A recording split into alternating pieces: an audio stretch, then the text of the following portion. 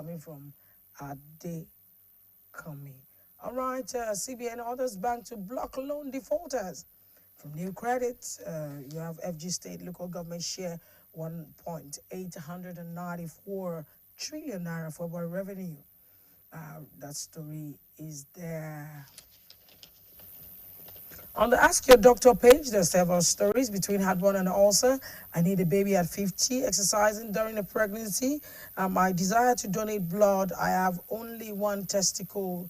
Can I marry her? Kidney transplant at 80. Does asthma run in the family?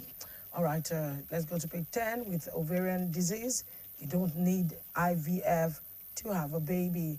UCH Dr. Oshundara said that. All right, well, on the Will Women's page, the International Women's Day 3, how do we give women more money? Yeah, that's a nice one. That's a good topic. All right, you want to say something, Victor? Nothing. Nothing. Absolutely nothing about it. You just kept saying nothing. I know so many things are running through your mind. Money makes the world go round. Okay, so it's not only about women. Women run the world. And you have not said anything, Victor. Okay. All right. What does your governor do for a living? Okay. He governs.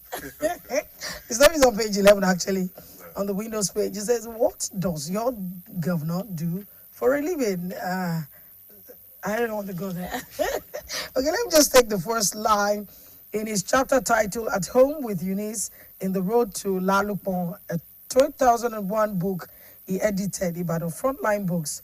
Akinyemi Onigbinde, professor of philosophy, narrated an encounter that I have found impossible to forget. Mrs. Eunice Fajuyi, a window of Colonel Adekunle Fajuyi, a former governor of Western Region, was traveling in a public bus from Ado-Ekiti to Gbagi, Ibadan.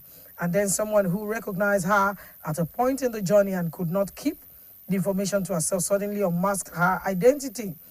Here's what followed. She became the recipient of different forms of financial donation. You want to know better?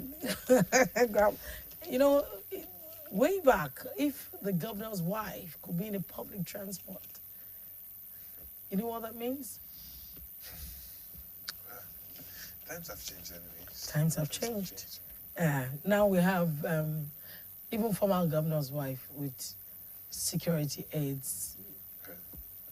All right, marriage and divorce.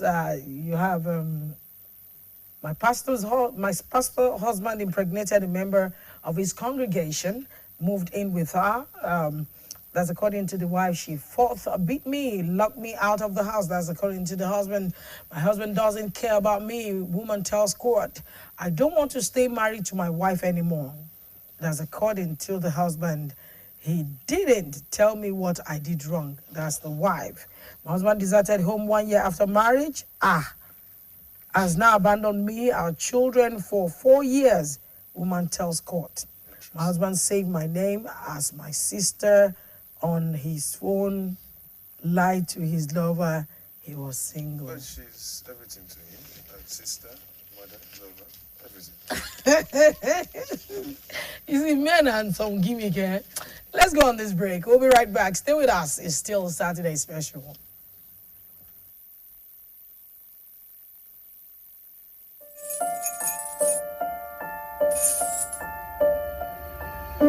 Super Multivitamin Active Teens.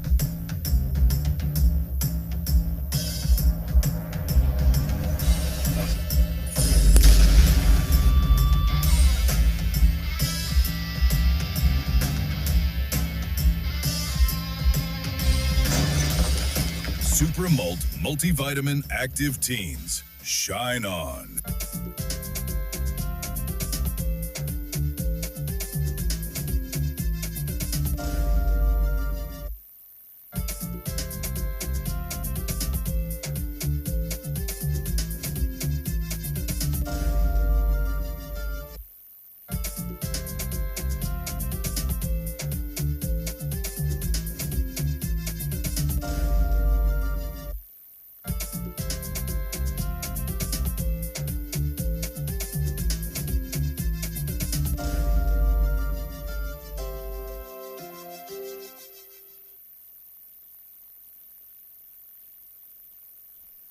Welcome back. It's still Saturday special. All right, on the entertainment page, first Yoruba language reality show, Ilenla unveiled in Ibadan. And of course, Tiwa Alter Equation in Music Industry with Foundation. Miss Stories in Nigeria 2026 kicks off open registration. Right, Society Gist Ekiti Parapo. UK inaugurates new executive committee. What Lagos is saying about Ambode. Lagos gear for Otumba Alebiosu's 90th birthday celebration. Double celebration for actress Juliet Ibrahim. All right, on the weekend Lagos page, tenancy tension rise in Lagos as residents decry discrimination, theft condition. Landlord government speak. I don't usually rent my property to single people because they can be more daring and unpredictable. There are things they may do without hesitation that a married person would think twice about. Like what I want, Victor. What would a single person do that he or she would like to do and won't look back? I don't know. I don't know. Individual You see, preferences. sometimes I just feel that sometimes the landlord too can be overbearing. And forgetting that one day they pass through that. Yes, I know they're very frustrating tenants, but landlords too should take it easy. They should remember that one day they were tenants, and somehow God just chose from nowhere to give them opportunity. Maybe to some be of them married. were never tenants. Maybe that's why Even if they were never tenants, they should remember that all fingers have not not equal. always been equal and would not be equal. Yeah, well, there's that. But Yeah. I think if they can just lay down the rule books and once everyone to adhere strictly, maybe they can get something from it, not just chase everyone out. All right, you also have taming domestic violence through good communication. And we come to page 25, why Ogun Central needs a woman in the Senate, Olamide Davis Talabi. Can global economy survive a protracted U.S.-Israel-Iran war? That's also there. Tinubu signed Carlos landmark bill protecting IDPs. All right, and on page 30, Haaland's agent rubbishes Barca move rumors. And you have Villa fan, please clash, Hala Erad game against Lille. You also have there Reece James, Penn's new deal with Chelsea. It's difficult facing Barca, that's coming from Bemo. You have at 71, ex-NFF scribe Bolaji Ojo Oba gains admission into UI.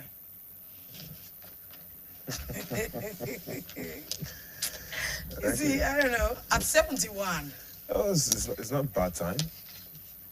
what's he actually looking for? Well, life is a continuous learning At process. 71. He's looking for something. Let him gain Okay. it. He needs I more hope you're knowledge. monitoring Victor. It's your responsibility. All right, thank you. Over to you, Victor. Well, we have The Nation right with me here, and the front page has screaming headlines. On page 4, PDP factions race against time as reconciliation falters. Yesterday we were speaking with, I think the Assistant Publicity Secretary, and I was talking about the reconciliation, but now it's looking like it's faltering. Wiki-backed NCC sets no-go areas, insists on its congresses. We are aware of pressure from election timetable, says Turaki Group. And we have on page 5, CBN bars big debtors from new loans and banking facilities. Dark side of Nigerian women undergoing BBL rich removal and surgeries. It's interesting, really. I wonder why they still going with the BBL. It's such a process, I dare say, and I wonder what keeps pushing many of them. Because even after that, you keep on taking medication and all that. On page 5 as well, no going back on cashless policy at airport, says Keyamo. No more VIP privileges at tollgate and orders.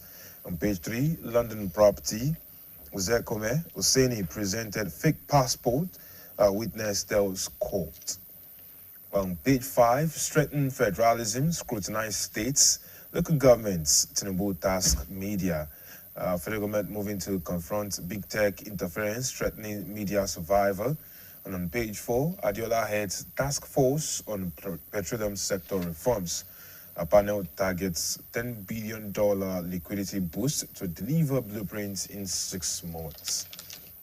Now let's flip to what we have inside of the daily for today, the Nation newspaper for today, Saturday, March 14, 2026. On page 2, trending Ekiti lecturer to die by hanging for armed robbery. Interesting details of that one in Ekiti State. Wiki arrest developer over construction on embassy's plots. No evidence yet Shaggy was shot anywhere in Ogun, says the police. Courts urged to stop Ireti Kingibe from parading herself as ADC member.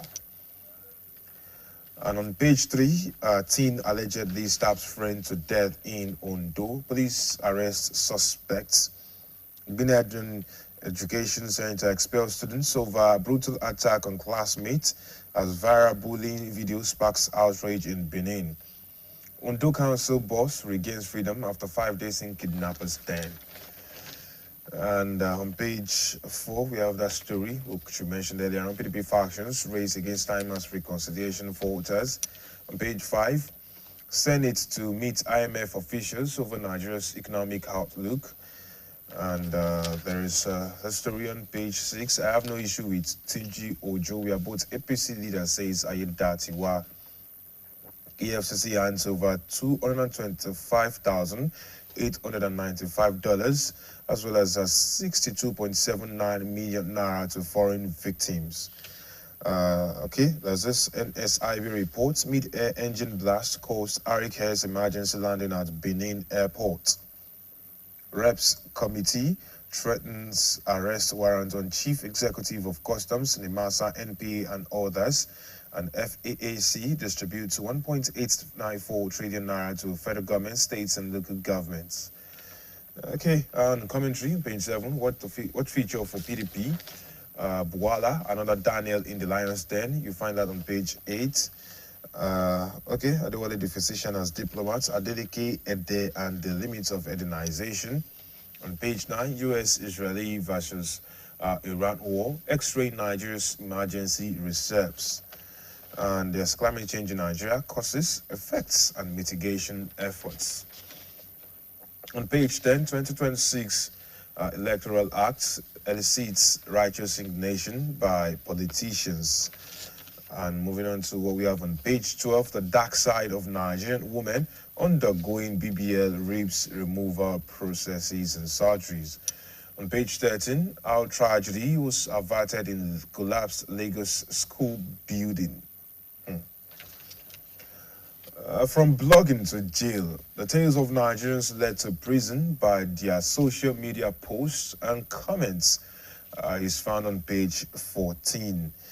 And on Play, which is a center spread, pages 16 and 17, Mbappe targets Madrid return for Man City clash. Tight contests across conferences as NNL enters climax. World best James signs new 6-year Chelsea deal. King Kane crowned Bundesliga player for February. Battle for Barcelona's soul. Laporta and Font clash in very last debate before presidential election. Inconsistent Leverkusen face daunting task against Bayern. Guardiola blanks Madrid questions ahead of West Ham showdown. David Villa joins Atletico board with €100 million cash injection. Company 6 Bayern's full squad for season finale. Slots 6 silverware to save Liverpool's season. And on page 18, play continues. PSV set to clinch Dutch league with fastest title record. Carrick shrugs off scores dig ahead of VR test. Tudor slammed as Tottenham Hotspur fears grow. Rivers United face stiff Ikorodu City test in NPFL headline fixture. All right, away from play, now to Saturday politics on page 19. PDP reconciliation, time to embrace reality. I think some people would want to read up more on that. Okay, while we are sure of victory in next election, says ex-Osun Works Commissioner Omowaye Ekiti 2026, who occupies Ayoba Government House. That's on page 21. And on page 23, which is Rave, Babadi, I started indigenous rap in Nigeria. Well, for those who don't know him, Babadi is Tari Fasasi. And yes, he's a brother to the late San Sultan. And yes, he is a Nigerian music veteran. Many people would remember him back in the days. All right, at Beats, we have Igwe, Queen Latifah, and Chidera make news on our latest episode. Rotimi Salami, I don't keep secrets from my wife. Record of Banks reflects on Fatherhood and Women's Month. Well, we have Beauty Tukura hosts intimate IWD events to celebrate women. And of course, there's more on that page. All right, we have more on page 27. Ogun to relocate Sangota Toll Gate Motor Park. Lagos gives March 31 deadline on registered elevators.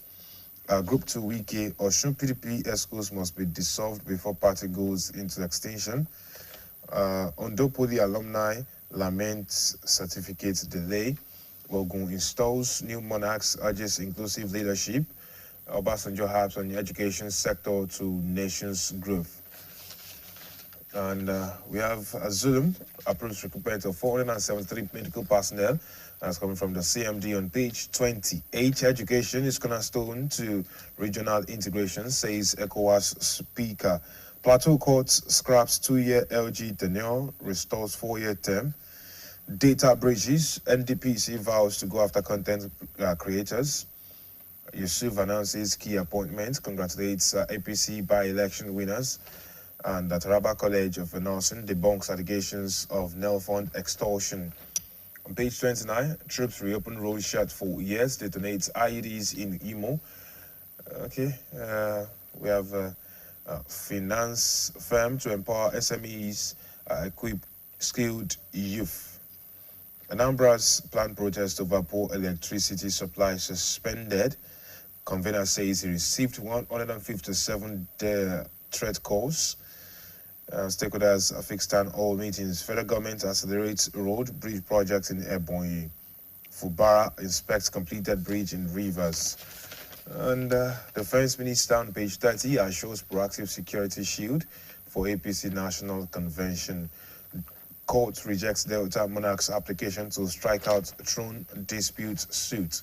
On Sports Extra on page 31, NNL recognizes outstanding performers for January, February. Lamina, Osimhen best striker I've ever played with. Iwobi, no regret playing for Nigeria. Calvin Bassey is a beast, says Belmo. Ejuke returns to Sevilla training. Aqua Adams motivated to face Barcelona. And no tears for Eagles is the last story that we have right here this morning on The Nation. And that's it's for the newspaper review segment. What we have next is a recap of the governor's activities all through the week. Don't go anywhere. Keep it locked on right here. I swear that I will be faithful and bear true allegiance to the Federal Republic of Nigeria. Speaking shortly after administering oath of office and allegiance to the newly appointed permanent secretaries, the State Governor, Engineer Seyi Makinde, stated that the appointment was strictly based on competence, performance, and merit without interference from any quarters. While congratulating the new permanent secretaries, the governor urged them to remain loyal to the government, discharge their duties diligently, and work in the best interest of Oyo State. 80% of you got selected based on competence. So that is why you're there. If some people are out there saying, oh, okay, well, I should have been selected, perhaps you passed the exam, and it's such an individual how they passed the exam. Perhaps they came from a geopolitical zone that have been overrepresented. It's possible. But just as you sworn to an affidavit, I also did at the stadium to say I won't allow my personal interest to conflict with my official conduct. Some of the newly appointed permanent secretaries and senior education officers who spoke with journalists shortly after the ceremony, expressed appreciation to Governor Makinde for the confidence reposed in them. They described their elevation as a long-awaited recognition of their years of dedication and service.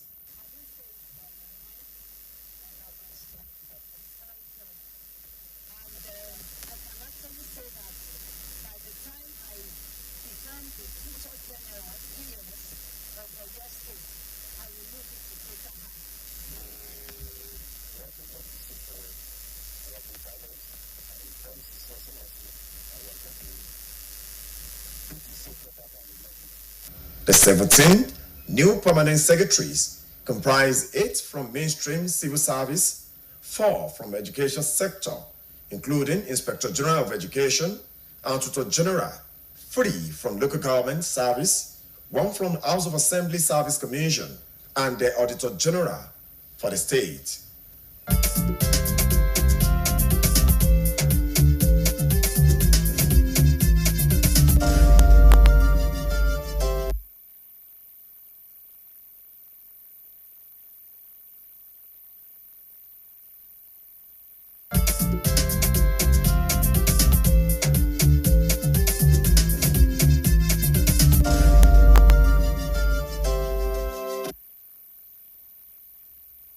Ancient mythology tells the tale of how Prophet Ibrahim relocated his second wife, Hajara, and her infant son, Ismail, to a desert that has now become the Muslim holiest city, Mecca, as commanded by Almighty Allah.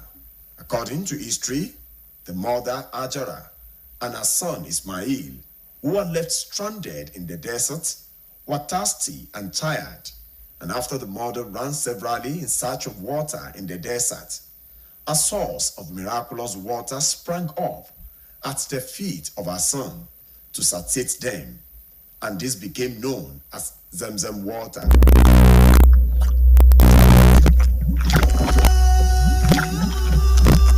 This water is known as Zamzam water, as Hajara called out, "Zum zum, stop, stop," as the water kept flowing, in fear it will run out. Today, the Zamzam well is one of the most visited places in Islam and considered one of the rewards of Hajj and Umrah. Zamzam tap are located in strategic places in Haram Mosque in Mecca. Likewise, it is supplied to the Prophet Muhammad's mosque in Medina and are distributed in thousands of water containers and bottles to the worshippers.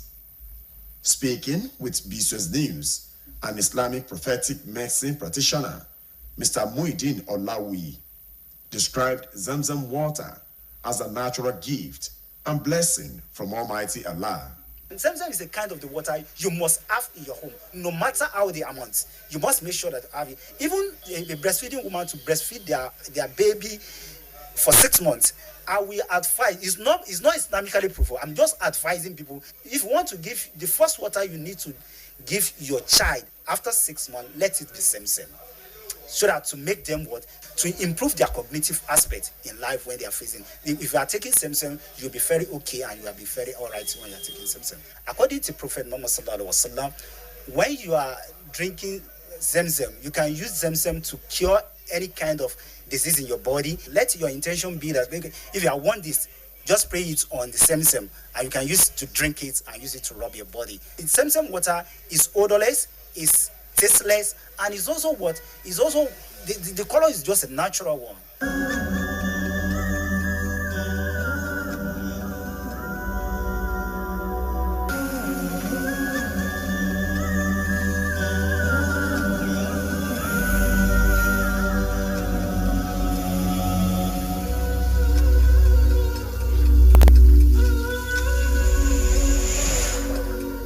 An Islamic scholar and former HOD, Arabic and Islamic Studies, University of Ibadan, Professor Wale Abbas, also spoke on the spiritual benefit of the sacred water.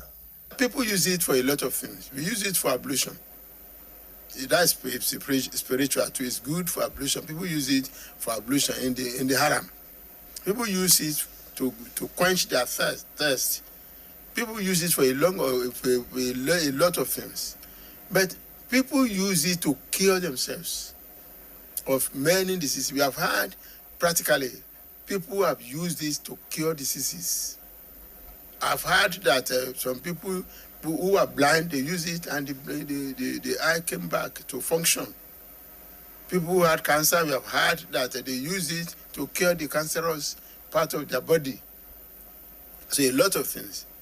Is a miracle, is a gift from Allah. So, yeah, and that is why when people go on Hajj, you will want to bring whatever quantity. When malaria knocks you down, you can be sure parasites are having a party in your system. Welcome to a new kingdom, guys. Comel, an effective weapon against malaria.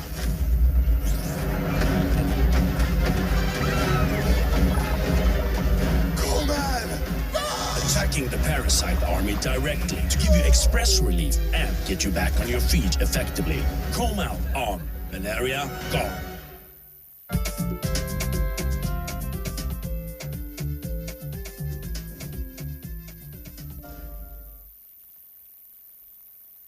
All right, welcome back. It's still Saturday special on the Broadcasting Corporation of Oyo State. We'd like to welcome you back. And of course, we're in the interview segment for this morning.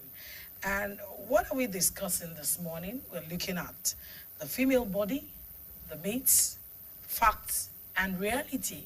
And I'm sure you all would like to, of course, be part of this conversation. Of course, when we talk about the female body, it's always been classier and a lot more dignified to be a woman than a female.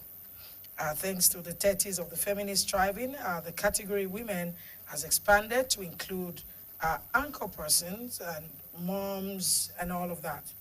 Of course, to do justice to the conversation, talking about the human body or the female body can only be done by someone who knows and understands the woman, the female body. Of course, that's our own renowned obstetric and gynecologist.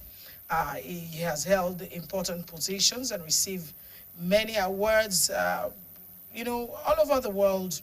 And of course, is doing a lot when it comes to supporting women to grow, women to develop in this age and time. And that's no other person but our own emeritus professor, Oladosu Ojengbede. Of course, is the executive director of CCPRH. And of course, that's under the University of Ibadan, the College of Medicine. We want to welcome you, Prof, for being part of our program this morning. Thank you. Good morning. Yeah. Prof, when we talk about the female body, you are an obstetric and gynae professor, emeritus professor of that.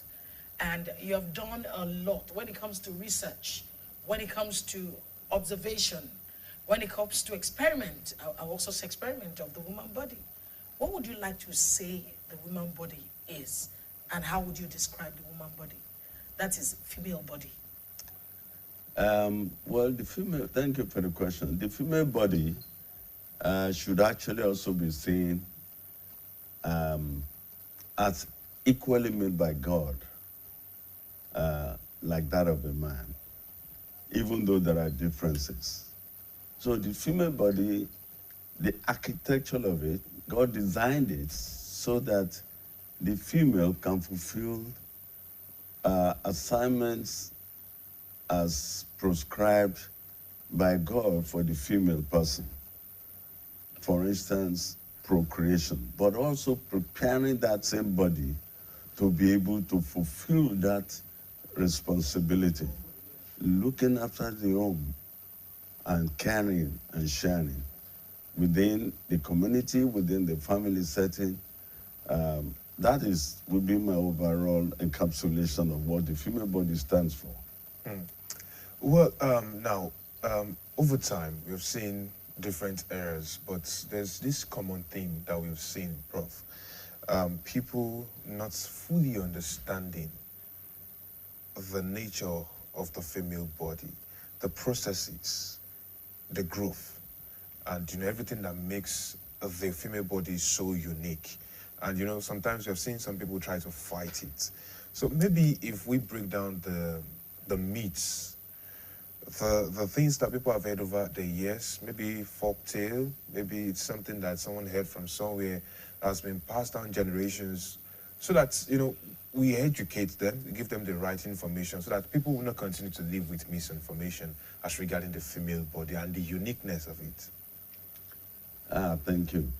You know, in my first response, I mentioned that God specifically designed the female body to be able to function as a female.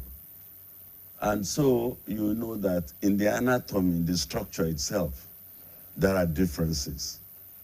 Differences that are obvious because we can see them. For instance, the female is endowed with breasts, okay? But the man is not. The female body is endowed with internal organs that are these ones that actually carry the burden of the process of fulfilling that female task of procreation. Mind you, it's not just for procreation. Before procreation, the female body functions like that of a female, not like that of a man. So, for instance, cyclical bleeding, menstruation, people do not understand fully what it is. So, like we mentioned, in our community, there may be myths associated with it, which are actually not backed up with facts or with science.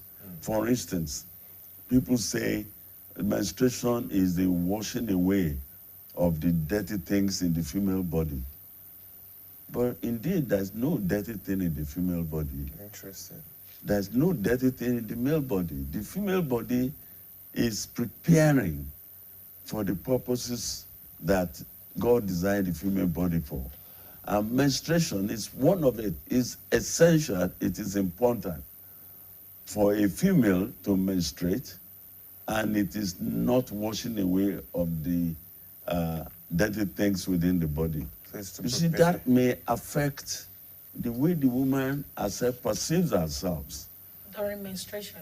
Yes. And if they believe that myth, it may affect the way they decide on seeking help. For instance, if a woman has issues with the womb, and you say, oh, sorry, the womb may have to be removed for one reason or the other, for medical reasons, to improve and sustain the health of that woman. The way she's going to be looking at it is that, oh, that means every month, all the dead that should be washed away. I will retain it in my body. No, I'm not going to agree.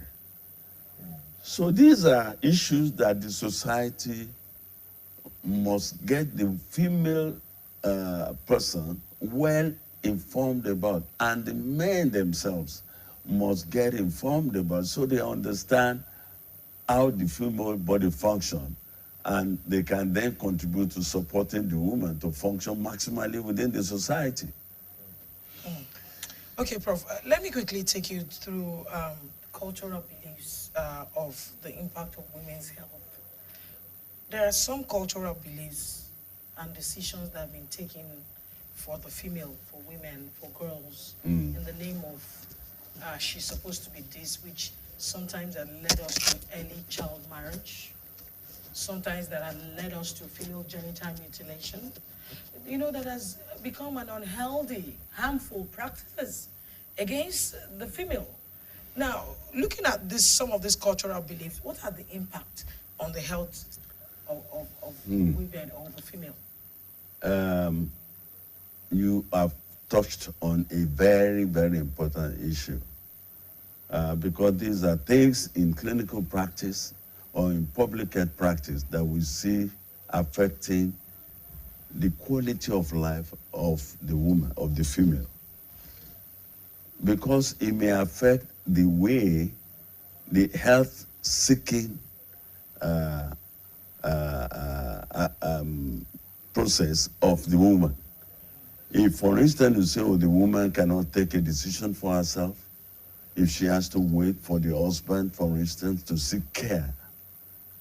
That may delay seeking behavior of the woman. And an ailment that may be easier, maybe it's just beginning to treat, becomes advanced. And this we see very often, especially in reproduction, childbirth, or in cases of cancers. You see, the woman feels a lump, for instance, in the breast. She complains about it, but nobody, no, there is nothing like that. It's just an insect bite. And that goes on and on and on. By the time it becomes advanced, it's too late. And these are some of the things we see. The second one is that it does not provide the woman the opportunity to take decision for her own body. Okay? So, and yet, he who wears the shoe knows where it pinches. And so the woman suffers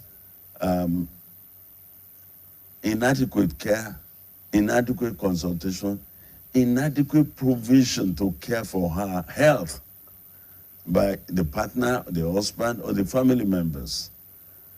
These are some of the ways that cultural practices and beliefs can affect the woman. Apart from that, even in reproduction, they say for sometimes, oh, only a lazy woman in her first pregnancy will go to the hospital to deliver. But we know that is not so. Because they believe that God created the woman to deliver. Yes, of course. God created us to do so many things. But along the line, there may be challenges that science has provided a resolution for. And yet, the women do not have that opportunity because they are not taking decisions by themselves to seek help on time or to access quality care, which is one of the major causes of maternal mortality in Nigeria, contributory factors. And you mentioned the issue of female genital mutilation. That is another huge problem because we decide, who are the we? The child who is mutilated is not part of the people taking the decision. They practically force them, actually physically restrain them to be able to do that. And then it leads to complications on the woman, not only physical, psychological, emotional. Early complications, delayed progressive complications that may eventually, some of them actually lead to death, can be fatal. Well, Prof, you had me with the way you debunked the myth about menstruation earlier on, really, because I used to have a different thought process about it until you mentioned that it was not just for the cleansing process. So I want to talk a bit about menstrual health in Nigeria especially, but then we have to go on this break, and when we come back, we'll talk about menstrual health in Nigeria, the realities of what we are seeing across the country. Yes, make we talk. Time don't reach to rearrange his house to give us small wisdom. Shots might be fresh now, but you know, I beg no be so. Before I go talk, say our smile no reach. Make not think I'm twice so. Ever heard of Colgate, the #1 oral care brand in the world? Colgate Maximum Cavity Protection unlocks 24 hours cavity defense. The formula boost with calcium for lifelong smiles. Come to the country brush. No more for my cover mouth.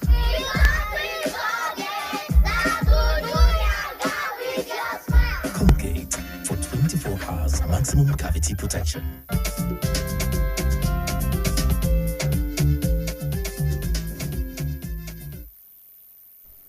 All right, thank you very much for sticking around with us. We're still talking about the female body. Very important discussion this morning.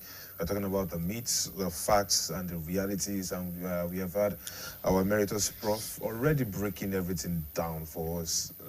You mentioned the menstruation myths, and I would like you to start with it again as we talk about menstrual health in Nigeria, the realities of it, because it looks like sometimes what we see is very much different. I know I've seen a number of NGOs, individuals come up with schemes and projects to ensure that they help schoolgirls especially understand their bodies better when it comes to menstruation.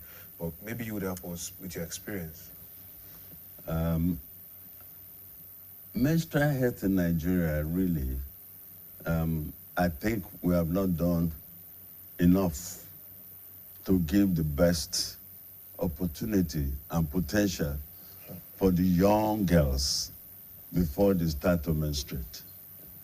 So many of them, number one, do not even have any information, the education, the information they should have about what menstruation is, that is normal, is physiological, and they should expect their expectations of it. But why don't they have that information? What exactly is the causal factor? Because nobody sits them down. These things we tried to say that the young girls should not be told anything about the menstrual cycle, about sexuality, and so on. If we do that, they are blank. And the void left by our not informing them with the facts and correctly, things that will help them to prepare them for the onset of menstruation. Suddenly, what they find is they just start to bleed.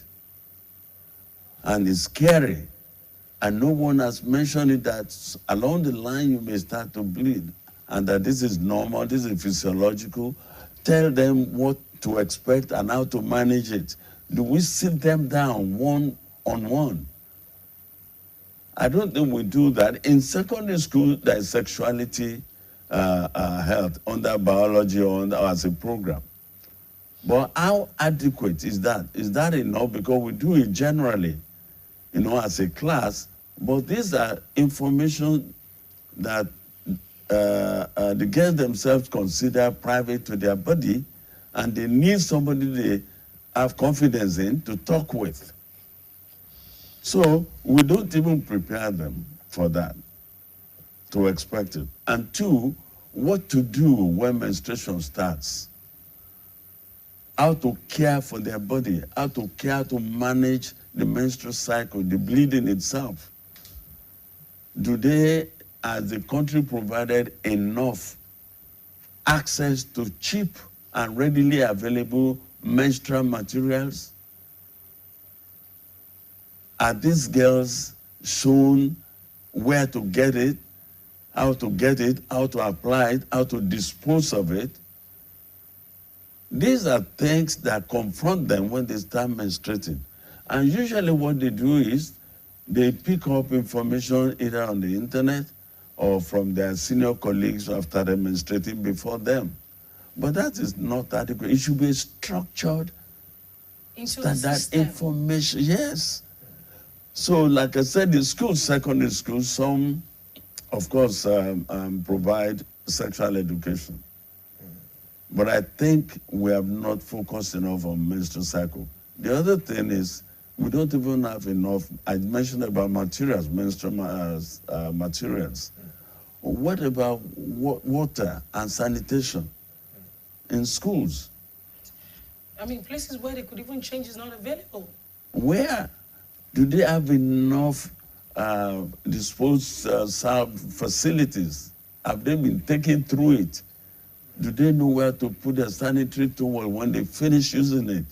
That is why you find some drop it in this toilet seat and in blocks, because no one has adequately educated these girls enough and shown the way to manage and help them, somebody they can consult. Okay, Prof, while we still stay on that issue of menstruation, I'd like you to, it's something that has crossed my mind many times. At what age is a girl supposed to start menstrual period?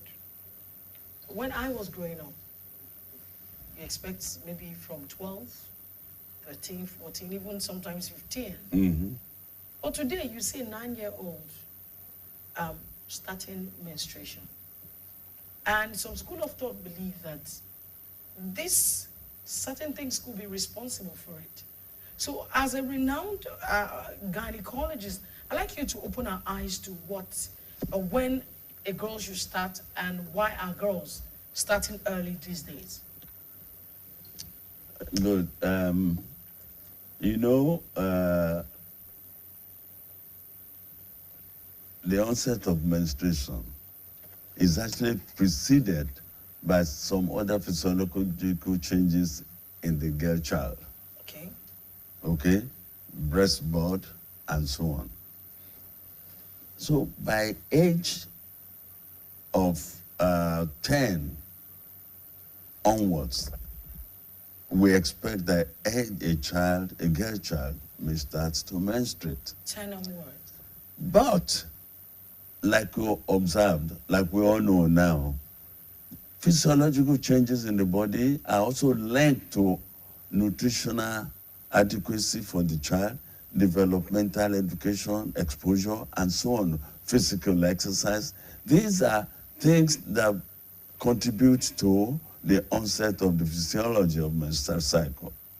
And so nutrition is better now, education is more available, the girls are more, exposed. Actually, in the past, many of them may have been sporting, but because they never knew that was menstruation, they wouldn't report it. Oh, they bleed slowly, from the vagina. The menstrual cycle is beginning to start. Okay. But nobody has adequately informed them. But now, the girls are better informed, especially with the internet. So,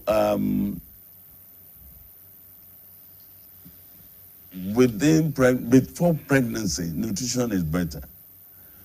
After marriage and the girl child begins to get pregnant, nutrition is generally better now than it used to be. Remember that actually nutrition in the first 1,000 days of life, including the 9 months of pregnancy, determines a lot of things for the future, including the health of the child, you and I, including not just physical health, mental, psychological, and emotional health. Wow. Okay, Prof, now, I would like you to speak to the impact of, because you mentioned the internet, the impact of the advance in technology, all the applications, the software, the things that people see, even the radiation, down to that, the impact of that on, female health, when we talk about the biological body. Yeah. The internet has opened a great opportunity for young people particularly to access information that are otherwise not readily available for them. Okay? So like we said, even these things that we should put as part of formal education or training or information sharing to the girl child, they already have access to it on the internet.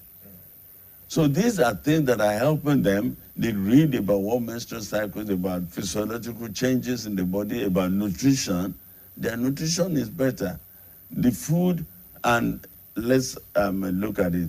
Government, we're told that the federal government provides school meals now. This was part of what was in the days when we were very young, which disappeared, and now it's coming back. These are everything put together, and better nutrition through association and through what they read on the internet makes the health status of the girl child far better than it used to be. Okay? And that helps, of course, in their own response to changes within their body. Okay. Prof, when I first met you many years ago, it was on the grounds of you advocating for the use of contraceptives. Mm-hmm. Truth be told, a lot of people still find it hard to reckon with the use of contraceptive. Tell us, what's the truth about contraceptive, especially the use of contraceptive and the availability in Nigeria? And while you're responding, I'd like you to also take cognizance of the young teenagers we see today who now have implanton on their arms? Contraceptives are actually mechanisms that are designed to improve the health of the female or the male, even inside the family. They have really, because they are scientifically constructed and produced, they are actually safe, and they help to prevent pregnancy and other complications associated with it. So physiologically, contraceptives are safe to use as may be indicated and as may be chosen after adequate information and counseling of the person who wants to use it. So I think we should be looking at contraceptives as part of the essential improvements in contributions to improving the quality of life, especially of the woman. But I said of the woman because it prevents pregnancy, and if there is a pregnancy, it's the woman that carries the pregnancy and the associated potential complications. Now, it's only if we do not have if the quality of care is low, that contraceptives may have issues, okay? But otherwise, generally, contraceptives, whether for the male or for the female, are safe, they're physiological, and they're medically produced, okay? And they have instructions to use. Now, let me talk about the use of contraceptives by so-called minors or children. The question we have is always like a dilemma.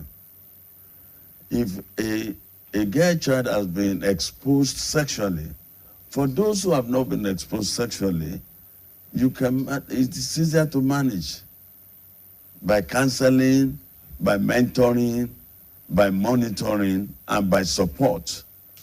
But for those that are sexually active already, is either you prevent them from getting pregnant, or they get pregnant and they face the consequences, which are far more grave than what they may face if they use a contraceptive.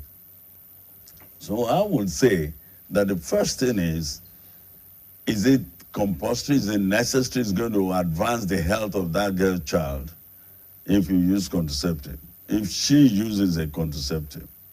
If the answer is yes, then it will be unethical to withhold contraceptive from will development, will affect life career development, education. You understand what I mean? So these are issues that we need to consider very well, rather than having either a blanket recommendation or a blanket condemnation. Okay, but before Victor takes the next question, still on this contraceptive, I'm afraid there are reports lately that you just see some schoolgirls, on contraceptive, especially implanton, and then you find out that it was fixed for them in one chemist around the area and all of that. Now, we used to pay attention to family planning, use of contraceptive in Nigeria. In fact, we got to a point in your state where we had a separate budget line for family planning to ensure that women get access, unaided access to family planning. But today, if we now see young girls going, taking contraceptive without the parents knowing about it, without them going through the right channel, what are the dangers, that this may have on those children and the society at large? And then are they possibly not going to have problems in the nearest future if they decide to have children when they get to a marriageable age? Will it not have effect on their eggs as well? These are some of the consequences of the complete disruption of the medical system because of migrations, because of economic changes globally. Okay, we talk about JAPA. Many of our health providers have actually left the country. And much as government is trying to replace, as they replace, they leave. It is a very major, in fact, it's a major challenge to the health system at this point in time. And that is why the untrained, unskilled persons, otherwise called quacks, seem to be taking over, especially not just in rural areas alone, even in urban areas. And the monitoring mechanism that government has put in place has not done enough to curb access to such unprofessional practices. And it starts now. The effects are going to be seen in future, far more than we can see at this point in time. Because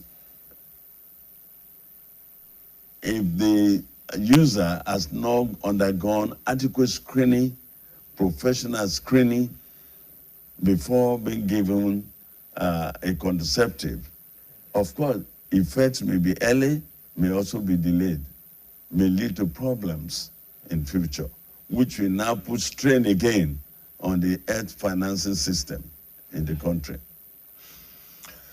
Okay, that's quite a lot. You mentioned something earlier on, and I was thinking maybe we would have to sit on it a bit more. That's during pregnancy, before, during, after.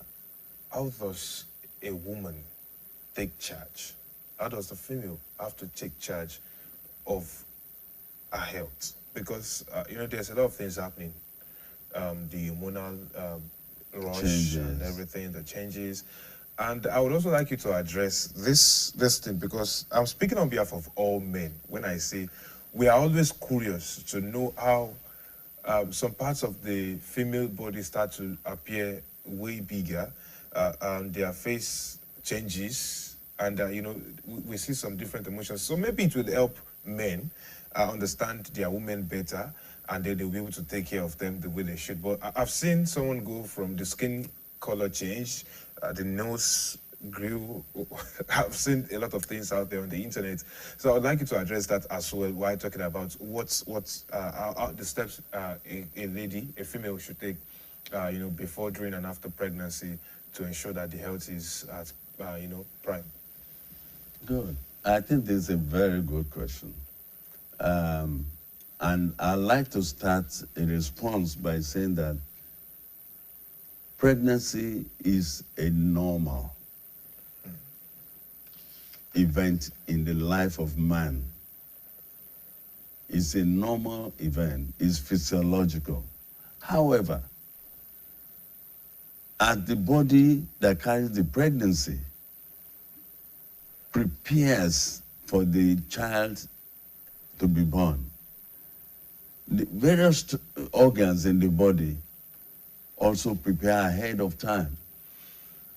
And so the hormonal changes that take place, particularly through the afterbirth, that is the placenta, which we call the placenta, the hormones that are produced are such that they make the body accumulate nutrients that will be fed to the baby when the baby is born. And in preparing for that, it prepares the woman for the growth as well. Because as the woman is pregnant and pregnancy is progressing, she continues to require more and more ingredients. Not just because the baby is there, but because our own body, the organs are growing. Particularly fluid retention occurs.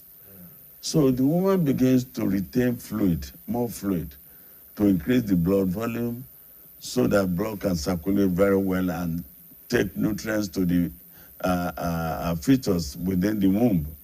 Okay? For instance, it prepares the breast to continue to produce and store milk ahead of time. So these are some, and some of the other hormones that are produced may cause the body, it stimulates the cells that produce the pigment, melanin. And so you may see that the women become bigger in size, the tummy, the fingers, the face, and they become also darker because those cells that are produced, the pigment, also are stimulated. Now, what we should realize is that with all of that, a lot of strain and stress is brought upon the woman.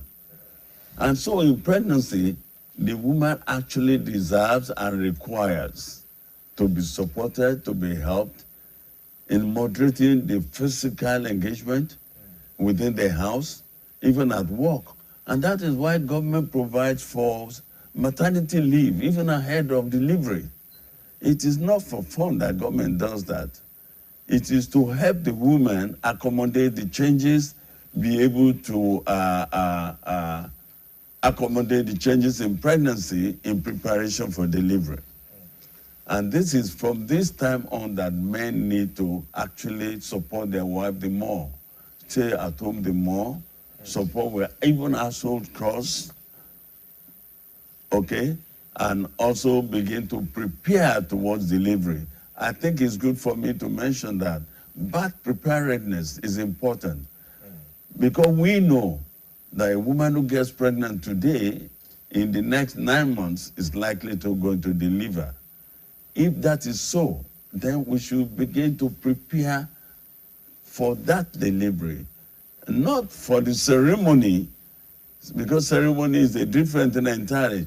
I think birth preparedness, making sure that we have enough money to buy things, to support, to pay for bills that are going to be necessary, because those are the key things that make people avoid going to the facility for delivery. Yet, we know that facility delivery by skilled and trained personnel is safer, better than delivering at home or with an unskilled person. Okay, so let's speak to the nutrition. And you mentioned something about physical stress. I've heard some medical personnel say maybe during pregnancy, women need to maybe exercise a bit and all that, but there should be a balance. I don't know how we address that. And the nutrition, for the woman and the baby. Physical exercise that the woman, moderate physical exercise that she can tolerate, the body will determine. I think the barometer. Okay? We do not expect, of course, a pregnant woman to, especially in advanced pregnancy, from the second trimester and the third trimester, to be engaged in strenuous physical activity, like I said earlier on. However, little exercise that strengthens the body, the muscles, the structure, the organs, like walking within the house, okay? Walking within the house can be tolerated and is actually allowed in pregnancy. Okay, Prof, thank you very much. I'd like us to look at the issue of menopause. Of what? Menopause. Menopause. Unfortunately, men don't get to menopause. Only women do. And it's quite worrisome that God decided to make it that way. However... Well, I will respond to it, but let me let you finish. However, so when we talk about menopause, how would a woman know she's approaching menopause? At what age? Just like we're looking at the menstrual period, when should a girl start? When is a woman likely to get into a menopause? What are the symptoms of menopause? Sometimes when you hear people talk about menopause, it seems like it's even more stressful than menstruation, more tedious, more sapping than... So how can a woman manage those menopause signs? Thank you. I've had issues with the society communities responding to an older person who has undergone menopause, who has strayed out. And it's a very major challenge for women. But first, actually, men too go through what equivalent of menopause, andropause. Really? Yes, it's just that, you see, what is menopause? The physiological changes in the woman is governed by hormones produced from the ovary, which distinguishes the woman from the man. In the case of the man, the hormones are from the testicles. Now, the ovary, with time, ages. Just as the woman is growing older, the ovary, because every month it produces the eggs, whether they get pregnant or not. So it gets to a point when the ovary does not have any egg anymore to develop and produce. And it is the development of the egg that produces the hormones that happens during menstruation and so on, or even pregnancy, like I said. So once the ovary is getting old and the eggs are no longer there, those hormones are not going to be there. And the hormones, the female hormones that make the woman look feminine, okay, with the fat-laden shape, the breast maintained, and everything, and the menstrual cycle, of course, vanishes slowly. Sometimes it's a bit more abrupt in some people than in others. But anything from now, in the past, menopause used to start like around 50, but now some like 40, anytime from 40, it's possible to have menopausal problems. And it will show when periods are getting somehow lighter, more irregular, not as heavy as it used to be, and changes in the body structure. Body structures are getting a bit not as firm as they used to be. They become flabby. The same breast may shrink, and so on and so forth. But what is very, apart from those physical structures, is that it also affects some organs within the body that make people emotionally, disturbed. Okay?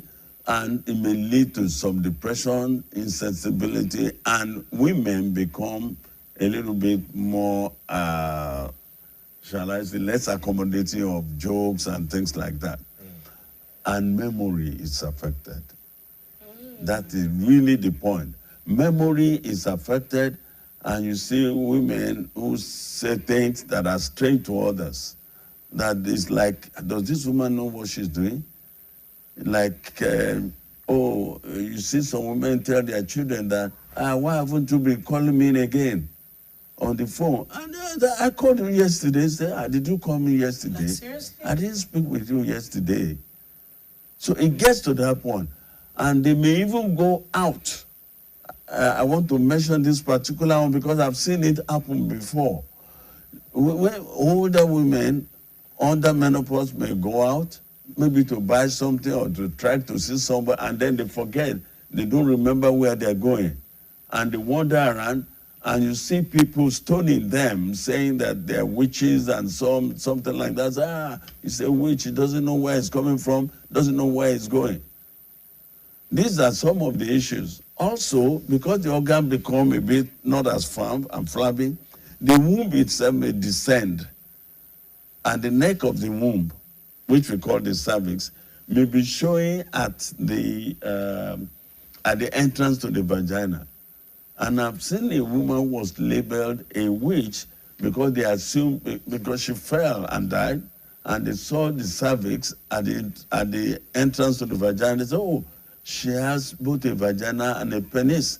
Because the cervix, the head looks like that of head of a penis. That particular case I'm referring to, I was young, I was like 12, and the son was my friend, but that was the last I saw of him. Wow. Because they all ran away from the community. I never saw them again. So these are things that are happening, and I've seen a woman being stoned in the street before. I had to tell the crowd, educate them that, and just because I was known around that area. That's why they listen to me. Otherwise, sometimes they keep throwing stones at them. Wow. So these are some of the Traditional. responses to menopause in women that we don't understand. So problem with menstruation, problem with the onset of menstruation, challenges during menstrual cycle, during menstruation and menopause, women are still facing sexual health challenges, and we need to sort this out. How can we sort it out? By education. This is a great way, and we're hoping that many people are listening and that this will keep going. But we need to let people know that this is what happens. Now, part of that conversation, you're a gynecologist. You have years of experience in this field. And I know I was young. What you just said reminded me of the first time I heard about ovarian cysts, all of that. And I think there was a time someone was describing when a part of the female body drops downwards.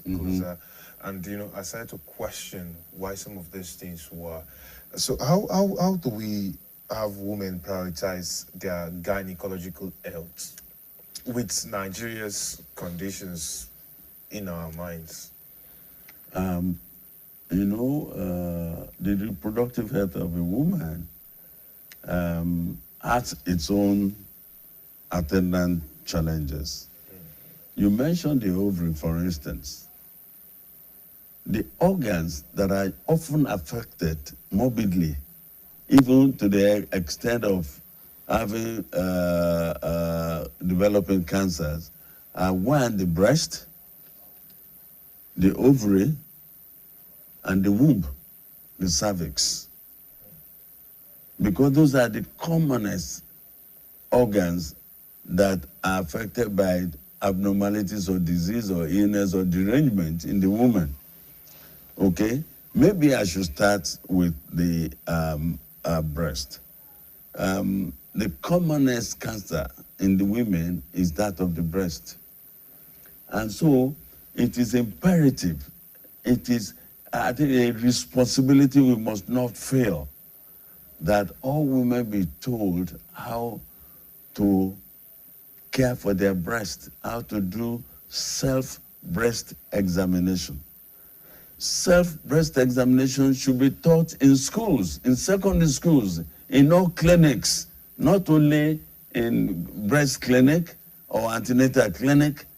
Any opportunity that a woman has with a healthcare provider should be used, yes, to provide as many things as possible, but because cancer of the breast is the commonest killer cancer in women, I think we should give it a priority. The next is the cervix. And the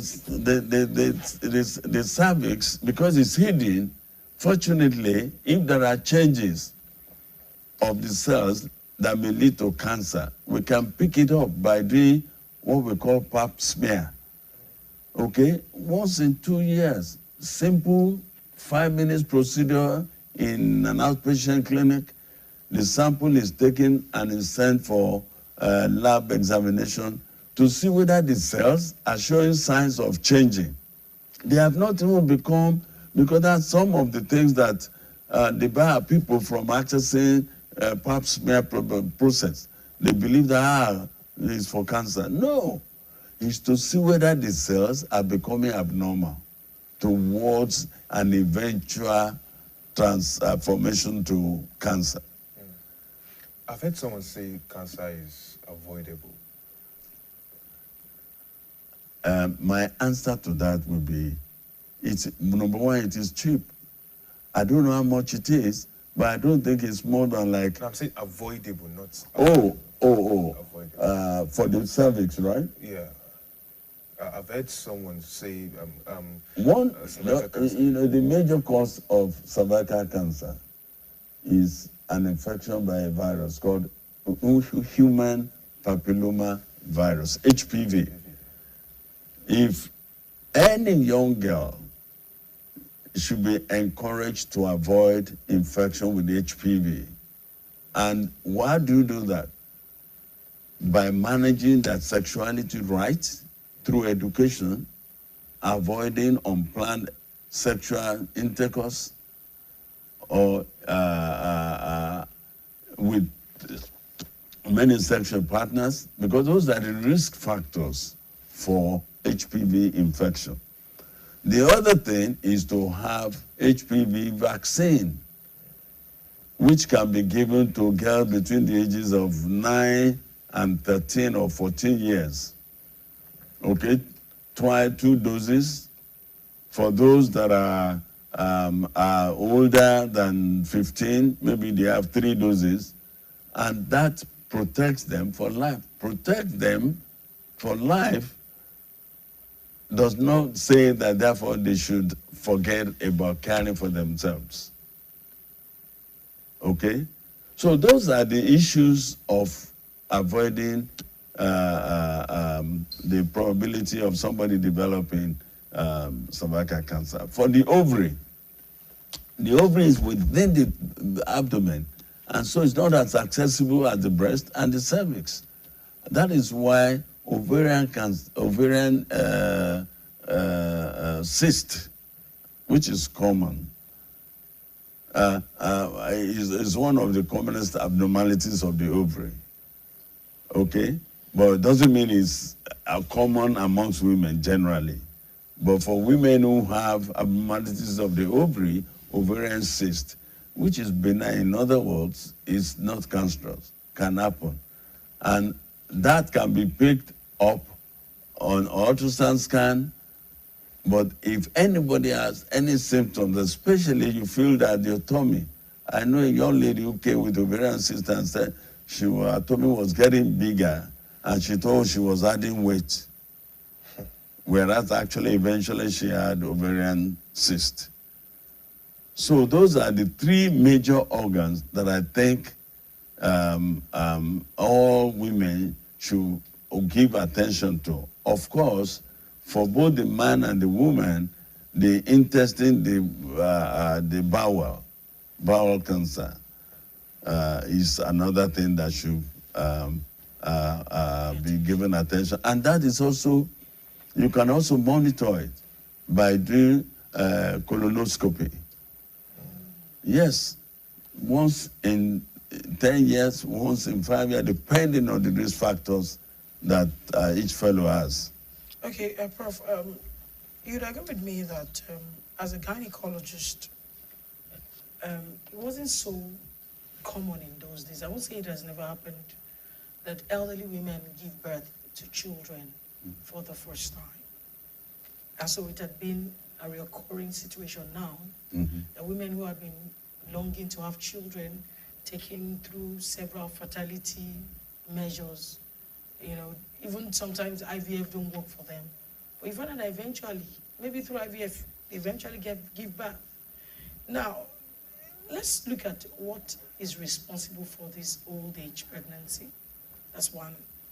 2, in early 2026, the United Kingdom achieved its first baby birth named Ugo from diseased donor womb transplant, and marking a major medical milestone performed by the womb transplant in the United Kingdom. This groundbreaking procedure provides a viable path to motherhood for women with uterine factor infertility, born without an uterus or having lost it along the way. And when this news came to me yesterday, and I had to go do some research, I was wondering, how will the womb be transplanted? Who will donate the womb? How is this done? It can only be explained by people like, a renowned gynecologist like you. That is Salah. Technology is advancing so rapidly. And I'm sure we are seeing the effect of advanced technology or advancing technology in other spheres of life. But I agree with you that in health, I think we have things that we can say are totally awesome. Now, pregnancy in advanced stage is getting common because, one, social life has changed generally. People are not as concerned with marriage or settling down or having children, as it used to be. Now people are concerned about their profession, about professional career, about advancement, about knowledge, about education, about exposure. So, and what is the other thing is the various responsibilities on partners have gotten to a point where divorce or separation is far more commoner than it used to be, and it's not regarded as something that you need to worry or bother about. So you find people who either have delayed marriage for either their career or some other reasons, and now still want to build up a family. Such will require technological support. The other thing is that with separation, you find those who would ordinarily not bother because of advanced technology that makes it possible for someone, you can actually contract it out, in quotes, Yeah, you get somebody to carry the pregnancy to donate the egg, to carry the pregnancy for you, to do the childbirth, and just give you the finished product, the baby.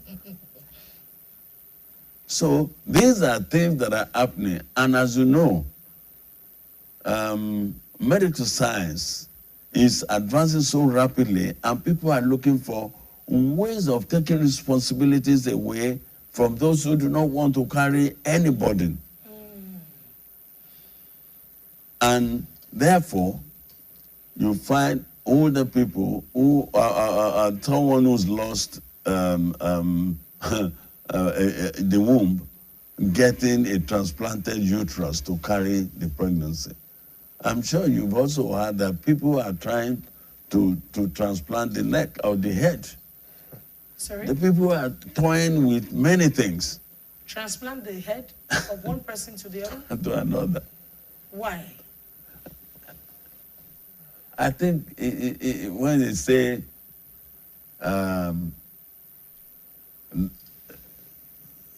this fellow is on machine, actually scientifically is dead, it's just machine alive. People can try anything. Wow. Transplantation, anything. Every organ. They want, of course, liver transplant has been on for a while. Kidney, Heart, kidney, everything. Okay, so they're looking for ways of advancing, and really, where we think we are today, some have already gone beyond that. And so we should, in the idiosyncrasies, we should be expectant of what may still anything as it Now, were. I'm also aware that the duration for that womb transplant is just to have 1 or 2 babies, and then the womb is taken out again. Yes. So that drugs can be stopped and all of that. And you find out, people just find it easy to put themselves down to be experimented upon. Let's look at this vis-a-vis some of us ladies who want to increase our shape, our size. Yes. Is it not contributing to some of the health challenges that women are having in the society? Because some try it and they lose their lives. Some are lucky to still be alive. Yes. And the funny thing is, the tissue transplant that they do, actually have to keep going for maintenance. Oh, some get, bulking. You get fat from some part of the body and you put it where they want it, either the breast. And that fat may, over time, be not as you left it, as it was transplanted. And so the patient will have to go back. It's like for servicing, for maintenance. So really, people have been adventurous. I will put it that way. I think it just... Prof, yes. Because I was reading a story earlier on today, and it follows a trend of what we have been following up on. And now that you've mentioned maintenance, I've seen a different part of it now. We used to know about what they call the BBL. BBL, what we call the BBL, where the, you know, these body parts. But then now we are seeing a new trend, the removal of one rib, a pair of ribs. And, you know, we start to think why exactly some of these ladies doing it are so daring, like you're just adventurous. Is there no consequence on their health going through all of this? Look, there's so much consequence, and you use the word. You know, I would say that, in fact, their audacity in surrendering themselves for such procedures, that they don't care were they given adequate counseling, because the procedure itself can be attended with complications, immediate complications. During the procedure? During the procedure. So we've seen many cases, even Nigerians, who have succumbed to complications. And again, biochemical changes within the body. I think people just don't care. They want to live the life they want to live. Even if it's within 2 days. Exactly. Said I've lived my life and I'm gone. And they feel fulfilled. Yeah, well, they won't be here to tell us whether they're fulfilled. But like you said, yes, they feel fulfilled because they submitted to it and they knew what may happen. And they know examples of what has happened to others before them, and they still surrender themselves to undergo such procedures. Prof, I want us to look at the coordination within the medical, medical profession. This kind of